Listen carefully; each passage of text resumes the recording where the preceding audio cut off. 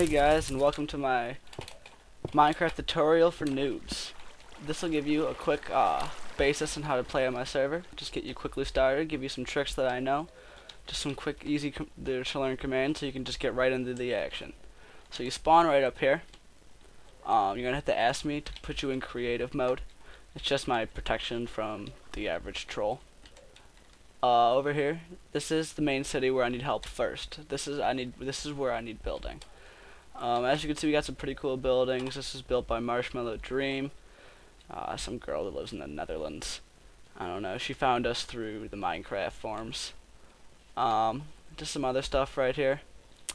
Down at the bottom. Oh, Iceman has something to say. I'll respond.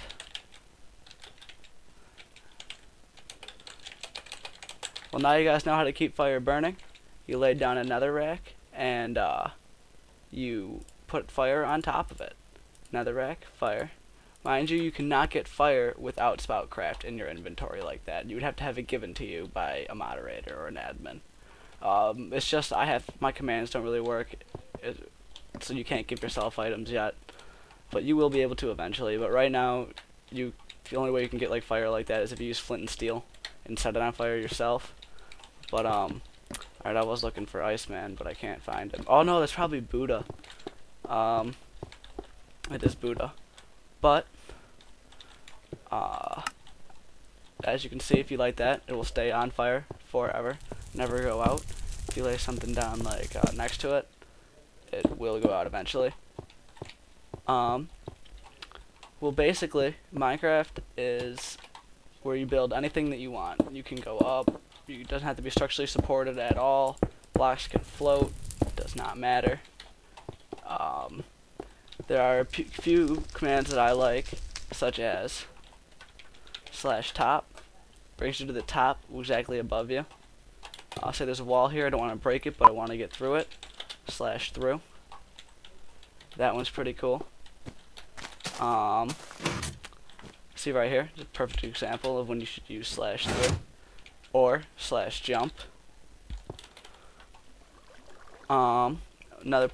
Basically, if say you are building and you decide to build your own town, such as Buddha is doing on Iceman's account, but you might end up coming across an area like this, which is it's hard to build on in general. Oh, there's a sign up here. It says something. Her is the survivor. I don't know who put that there. This is kind of with World Edit, so if you watch my World Edit before this, it's just a quick little thing about how you can easily just level something out. I mean, you can just set two things. Set it to 0, like that. Expand it. 30 up. Set it to 0. Bam, you got a nice flat clear space. And then if you wanted to like put down a floor, you can go like this. Just set the floor that you want, make sure it's all on the same level, and you got yourself a floor. That's just if you want to level something out really fast. I find it pretty helpful. But that's again only if you have the World Edit capabilities. I encourage people to build anything they want here. I am just looking for things that belong in a city. This is an MMO RPG survival server, so we're gonna need cities with like shops, houses, just places for NPCs to gather, players to gather, and just like talk. Just anything you could think. Like I had no say in her building this library. She was just like, oh, I want to build a library, and I was like, go ahead and do it. Just think of something, build it. And there's one thing though, don't be offended or anything if I take your building out of the city. It's just because I don't think it fits, and it's not like your building's deleted. I just moved it.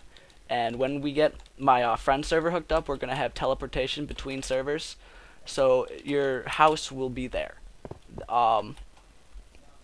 So like that's just if you have, like, say you build something that's way too big and you want it to be your house. Like, I'm not going to delete it on you, but I'll move it to my friend's server, which you'll be freely able to teleport to through my server pretty soon. Now, I guess I could show you guys just that common error I was talking about in my thread. If you're scrolling through here, you come across these things called double slabs right here. It says stone brick double slab. Put it in there, turns to that. The brick double slab turns to that. Cobblestone double slab turns to that. Wood, they all just turn to this double stone slab, even when you place it. They don't work. Don't get mad. Like, oh, why isn't this working? Wood, right up here. Cobblestone, right up here. Brick, right here. Stone is right here. One thing I advise you to do is never lay end portal, which is well, it's somewhere in here. It's this portal that you can't really see, kind of is invisible. When you go through it, my end doesn't really work. You get kicked for hacking. We all get spam messages. It's just, don't bother setting portals to the end. It just doesn't work. Oh, the fire went out, as you can see. This is still burning. There wasn't too much I could go over in this. I was just trying to help you guys get a grip on it all. I'm going to show you some cool things about Spoutcraft right now. Why it's so cool. If you go into the options, you have music, sound, FOV. You can all change that. The sensitivity, invert your mouse. You can change all your controls. Now, a really cool thing about this is that it adds bindings. You can add a shortcut, add a name for your shortcut. So I'll make it give me a wand. A wand, bitch. And then I want the key to be the divide symbol. Command will be \\/ wand.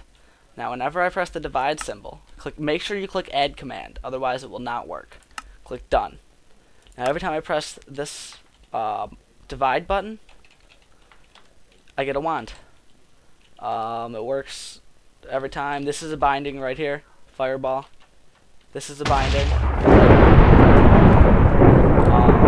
It's pretty cool. I love bindings. They make things a lot easier. You can set your bindings for like home teleports, spawn teleports, warp teleports. You can set it just for random things. It just makes life a whole lot easier. But one thing I really like is the graphical settings. I really strongly recommend turning off Spoutworth. He does not know what's right for your computer in any way, shape, or form. He just kind of, I don't know, favors appearance or performance based on how good your computer is, but then like it fails because it just doesn't look good. I did not like the settings he's picked for me at all.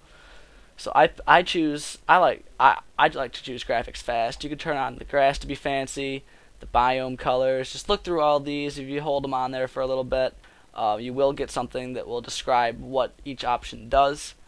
Render distance, I always keep mine on far. I have a pretty good computer though, so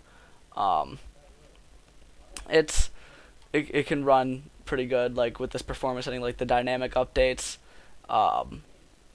it loads the world up faster. The chunk updates, it just loads up the world faster. Far view, which is very resource taxing, as it says right there, very resource demanding. That's pretty cool. You can it's pretty cool. Like if you're a single player, you could change all this stuff. And I just recommend looking through all the options, seeing what you can change, seeing how you can customize it. It's pretty cool. My personal favorite, is the key bindings, because you can do so much with those. I love those. I used to have a lot more, but I reinstalled my Spoutcraft recently, so I don't have them. Right now I'm going to show you. This is my server with the IP right there. My old domain name didn't work, whatever. But I'm going to show you guys. Well, as I was saying before, I'm going to show you guys how to make sure you have the right Spoutcraft client. So I'm going to open up Spoutcraft. I have a lot. Hopefully that was the right one.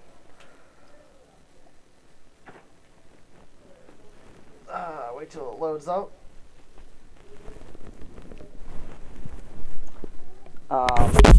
Then I'm going to click Options. Make sure always use development build is clicked. Make sure that little circle is ticked. That radio button needs to be, so you can connect to my Minecraft 1.1 server. It's just what you need to do. You can allocate yourself more RAM if you want to. I usually use 2 gigabytes. I actually forgot to do that previously. That's why the chunks were loading so slow. But it should do it now. It also enables this thing called fast login, which is pretty cool. As soon as you open up Spoutcraft, it logs you in. No have to wait for anything. I use it. Another cool thing about it is, say if you have multiple people logging in on your computer, just shows your avatar right there. Simply click, log in. That's all you have to do.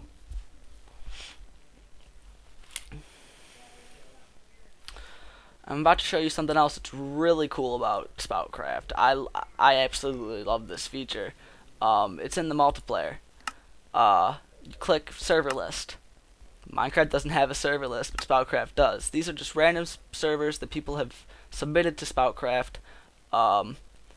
You can sort and filter, as it says right here. Just look through them all. Just if you're bored, want to see a different server, see what's up.